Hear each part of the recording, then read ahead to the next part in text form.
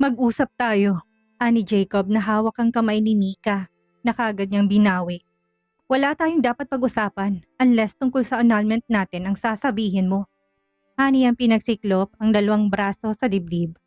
Anong ginagawa mo dito? Sa lugar na mga kagaya nila Doña Mercedes at paano ka naging CEO ng AM Corporation? That company was built by a mysterious man na wala pang nakakakita kahit na sino. Tapos ikaw ang CEO ngayon? That's impossible. May problema ba kung ako na ang CEO? Ani ang tumaas ang kilay. Anong ginawa mo, Mika? Nakabingwit ka ng matandang mayaman? Ganyan ka ba kagaling mangakit para sa posisyon? Anong kapalit ng posisyong yan? Katawan mo? Tandaan mo na may asawa kang tao.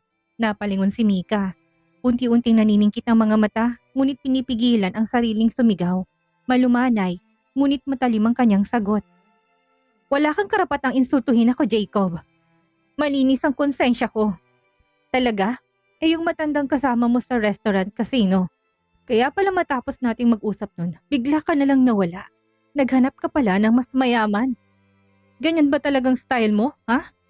Tumigil si Mika, tumawa ng mapait saka lumapit ng isang hakbang. Hindi mo ako kilala, Jacob. At sa totoo lang, hindi mo malang ako sinubukang kilalanin. Mas pinili mong paniwalaan ang gusto mong paniwalaan. Kahit kailan, hindi mo ko pinakinggan. Ani ang may bakas ng hinanakitang tinig. Bakit ako makikinig sa isang numero unong sinungaling at magaling magpaikot ng tao? Mag-ingat ka sa pagsasalita sa akin. Anyway, hindi naman tayo magkakasama sa trabaho. Your business proposal is rejected. Ani ang lalagpasan na sanang lalaki, ngunit hinarang siya. Paano ka magiging CEO? Alam mo bang trabaho ng isang CEO? Hindi mo nga natapos ang kurso mo sa kolehiyo. Tapos rejected ang proposal ko? Alam mo bang isang taon namin pinag-isipan ang subway project na yon? It's a billion worth project. Well, hindi ko pa man nababasa. I won't consider doing it. Ayaw kitang makita at makasama pa. Nakita niyang paggalaw ng panganang kaharap. Nami-personal ka ba? Oo, lalo na kapag hindi mo ko tinigilan. Kumislap ang mata niya.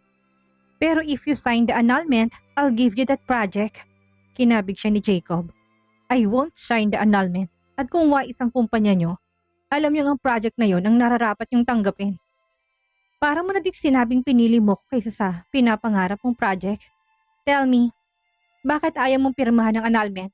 You're getting married sa first love mo, hindi ba? Ayaw kitang makitang nakukuha ang gusto mo. Kaya hindi ko basta-bastang pipirmahan ang annulment natin. Mahal mo ba ako at ayaw mo akong pakawalan? Ani ang nakatawa. Baka ikaw ang nagmamahal pa din sa akin. Patay na patay ka sa akin noon.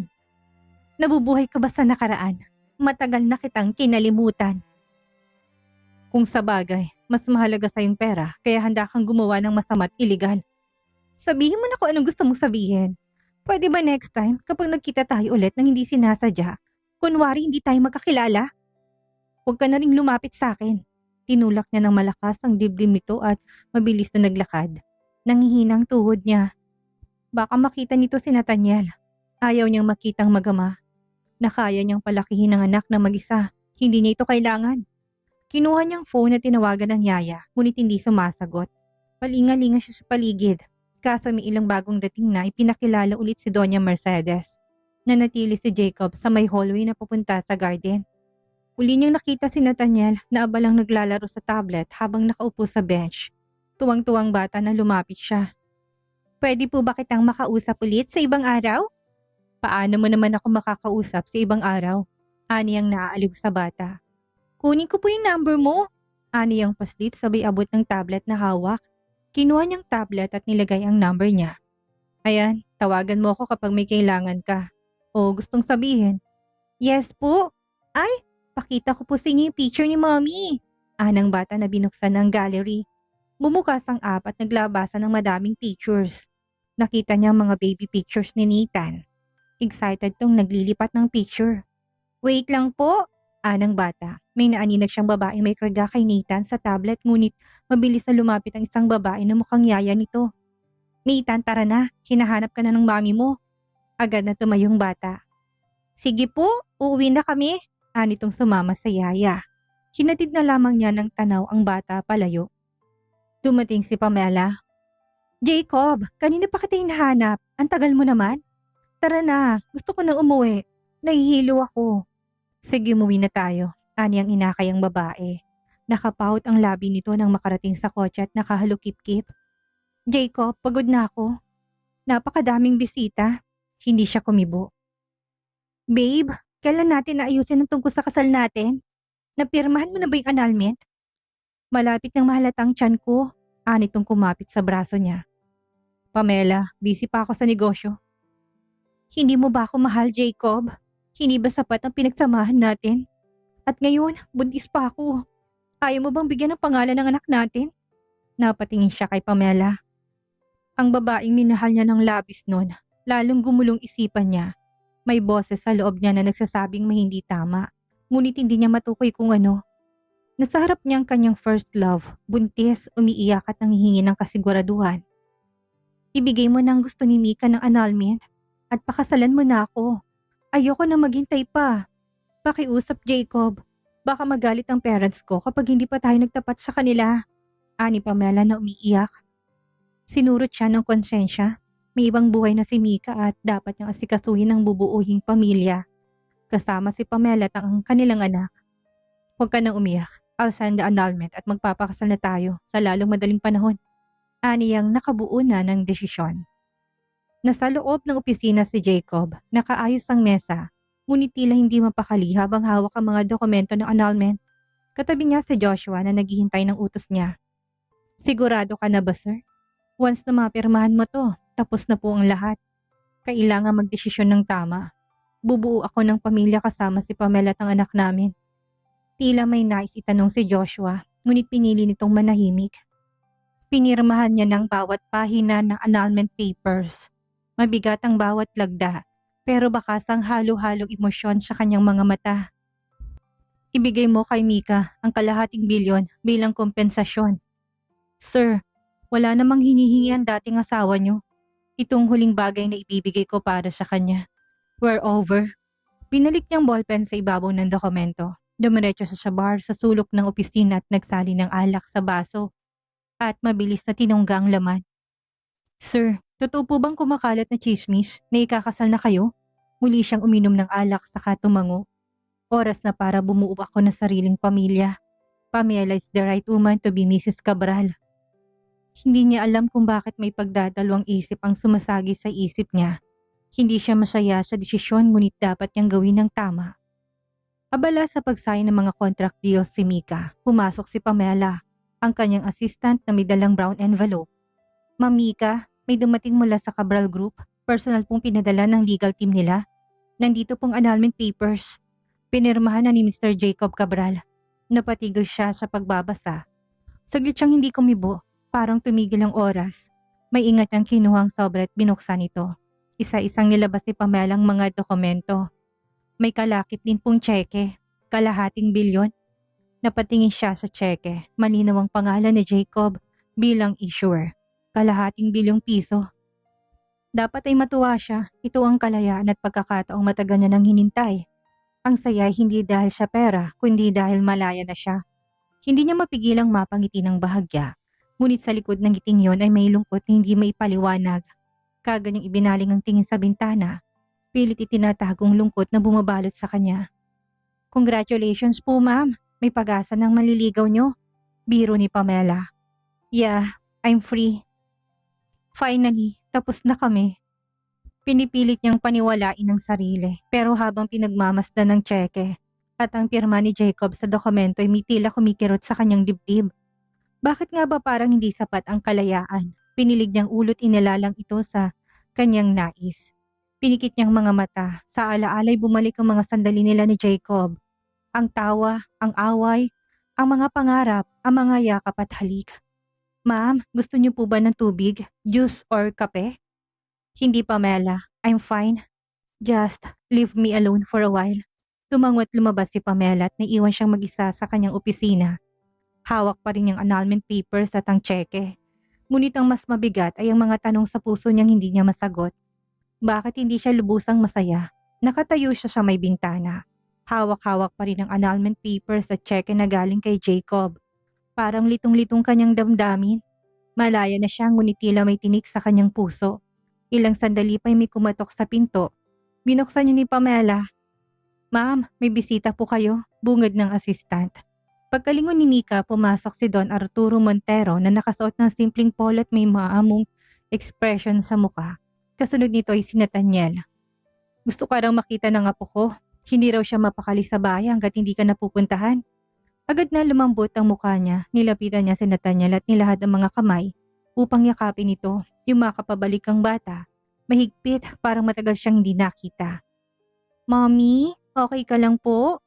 "Oo naman baby, pagod lang si mommy. Pero gumaan ang pakiramdam ko nang makita kita." Umupo silang tatlo sa maliit na couch sa loob ng opisina. Tahimik si Don Arturo habang pinagmamasdan ng dalawa. Maya-may bumulong si Nathaniel. May halong kaba at pagtatakang mukha nito. "Mommy, sino pong daddy ko?"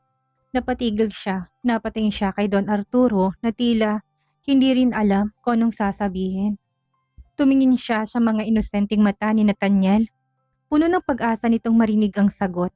Hindi niya inasahan ang tanong, napayuko siya. Hindi kagad makasagot. Si Don Arturo nakakunot ang noo, tila gusto na ring magsalita pero pinigilan ng sarili. "Ay, baby, ang daddy mo'y nasa malayo pa. Hindi ba sabi ko kapag 5 years ka na, saka natin pag-uusapan ang tungkol sa daddy mo?" "Okay po." Nakadama ng konting lungkot si Nathaniel, ngunit tumango ito, yumakap sa kanya. "Kahit wala pa si daddy, okay lang po. Kasi kayo pong the best na mommy." Nangilid ang luha niya. Napangiti siya habang hinahaplos ang ulo ng anak at mahigpit itong niyakap. Naipasan ng lahat ng papeles ng mga dokumento para sa annulment nila Mika at Jacob. Ang tanging hinihintay na lamang ay ang formal na pag-aproba ng korte na magiging mabilis dahil ginamitan niya ng koneksyon. Pumasok si Pamela, ang kanyang assistant. Hawak ang tablet at may bahid ng kaba sa mukha. "Ma'am, may gusto lang po akong ipakita sa inyo." Inabot ni Pamela ang tablet sa kanya. Binasa niyang laman ng screen. Isa itong post sa IG. Naka-feature sa isang kilalang society blog ang engagement nila Jacob at Pamela. Makikita ang litrato ni Pamela na suot ang isang mamahaling engagement ring habang nakayakap kay Jacob. Bakit parang tumigil ang oras? Nanigas ang kanyang katawan habang nakatitig sa screen. May ingat na binaba niyang tablet sa mesa. Walang emosyon sa kanyang muka. Ngunit ang mga mata niya ay may bahagyang namumuong luha. Hindi niya maintindihan kung bakit ganitong nararamdaman niya. Hindi ba at ito naman ang gusto niya? Ang kalayaan, ang pagtatapos ng kabanata nila ni Jacob? Maaliwalas ang araw sa labas, ngunit tila kabaliktaran nito ang damdaming bumabalot sa puso ni Mika. Nakatitig siya sa papel sa kanyang harapan. Tila wala sa sarili. Marahang bumukas ang pinto at pumasok si Pamela. Hawak ang isang brown envelope. "Ma'am, dumating na pong annulment papers. Galing sa korte. Effective immediately." Nakatingin lang siya habang inaabot ni Pamela ang envelope. Tahimik niyang kinuha yon. Alam niya na kung anong laman, ang opisyal na annulment papers nila ni Jacob. Opisyal na tapos ng kanilang ugnayan. Binuksan niyang sobre at binasa ang mga dokumento. Sa ibaba ng huling pahina, malinaw ang pirma nilang dalawa. Sa isang pirma natapos ang lahat. Tumayo siya at nilapitan ang bintana ng opisina. Sa labas, makikitang abalang lungsod, mga taong hindi niya kilala. Patuloy ang ikot ng mundo. Pero sa loob niya, may isang bahagyang tuluyang huminto.